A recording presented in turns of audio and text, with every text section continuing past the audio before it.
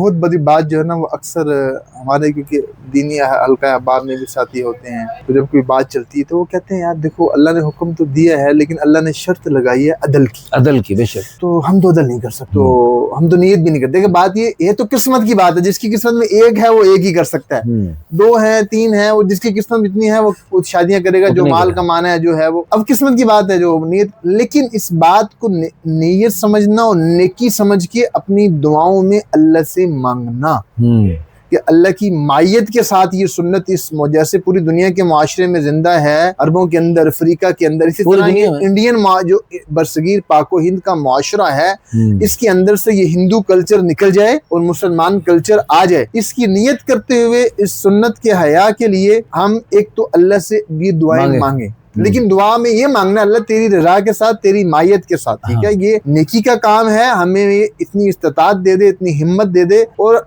असल मकसद तेरी रात को पाना है। हमारी जिंदगी का सारा कहते हैं जो आपने जितनी भी वो रिडकना है ना, उसका असल मकसद देसी घी है। वो जितनी भी आप जिंदगी गुजारी है, थके हैं, कमाया है, जो भी किया है, उसका अल्टीमेटली मकसद ये है कि जब आप दुनिया से जा रहे हो तो अल्लाह आपके पास अल्लाह की रजा का सर्टिफिकेट हो। उस सर्टिफिकेट के साथ अल्लाह से मांगे कि अल्लाह वो सर्टिफिकेट हमें मिलेगा तो फिर तेरी आफियत के साथ नेकी वाला काम, एक तो इसके लिए दुआ मांगे, एक काम। अच्छा, दूसरा मैं उनसे ये सवाल करता हूँ, मैंने कहा देखो ये 21वीं सदी चल रही है, हम कहते हैं बड़े कमजोर हैं। अल्लाह रब्बुल इज्जत की जात ने जो नमाज की शर्तें रखी, नमाज को कायम करने का हुक्म दिया, और भी बहुत से दीनी अहकाम हैं जो अल्लाह ने स्टैंडर्ड बताया है, क्या आप उस स्टैंडर्ड पे पूरा उतर रहे हो? नहीं उतर, तो फिर क्या वो अमल करना छोड़ दोगे? नमाज पढ़ना छोड़ दो, रोजे रखना छोड़ दो, हज करना छोड़ दो।